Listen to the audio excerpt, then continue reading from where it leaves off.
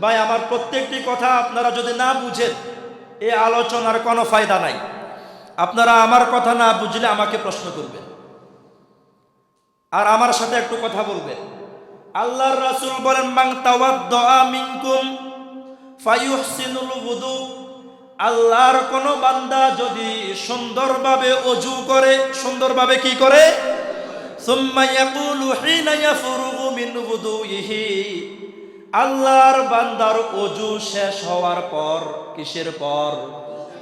এবার আল্লাহর বান্দা যদি বলে কালিমাতুশ শাহাদাত, সবাই পারেন নাকি পারেন না? তাহলে সবাই বলেন আশহাদু আল্লাহ, বলেন আশহাদু আল্লা ইলাহা ইল্লাল্লাহু ওয়া আশহাদু আন্না মুহাম্মাদান আবদুহু ওয়া রাসূলুহু। আল্লাহর রাসূল বলেন, আমার কোন উম্মত যদি সুন্দরভাবে ওযু করে, ওযু শেষ হওয়ার পর যদি একবার কালিমাতুশ শাহাদাত পড়ে, এবার কালিমাতুশ শাহাদাত পড়ার পর যদি 2 রাকাত তাহিয়াতুল ওযুর সালাত আদায় করে, কয় রাকাত?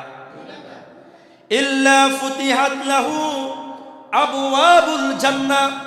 আল্লাহর রাসূল ঘোষণা দিলেন, তুমি যদি সুন্দরভাবে ওযু করতে পারো আর ওযু করে যদি কালিমাতুশ শাহাদাত যদি একবার পড়তে পারো, কালিমাতুশ শাহাদাত পড়ার পর যদি 2 রাকাত তাহিয়াতুল ওযুর সালাত যদি আদায় করতে পারো, ইল্লা ফুতিহাত লাহু আবওয়াবুল জান্নাহ। ও আমার উম্মত, আমি আল্লাহর রাসূল ঘোষণা দিচ্ছি, আল্লাহ রাব্বুল আলামিন তোমার জন্য জান্নাতের সব দরজাগুলো আল্লাহ খুলে দিবেন। সুবহানাল্লাহ। আপনারা এদিক থেকে সুবহানাল্লাহর আওয়াজ আসে না কেন? কি বলেছি? সুন্দরভাবে যদি কি করেন ভাই, ওযু করার পর কি পড়ার জন্য বলেছি? আপনারা পারেন না সবাই ইনশাআল্লাহ? তাহলে এই আমলটাকে অনেক কঠিন। তাহলে সুন্দরভাবে ওযু করলেন, ওযু করার পর কি পড়লেন? কালিমাতুশ শাহাদাতের পর কয় রাকাত তাহিয়াতুল ওযুর সালাত আদায় করলেন?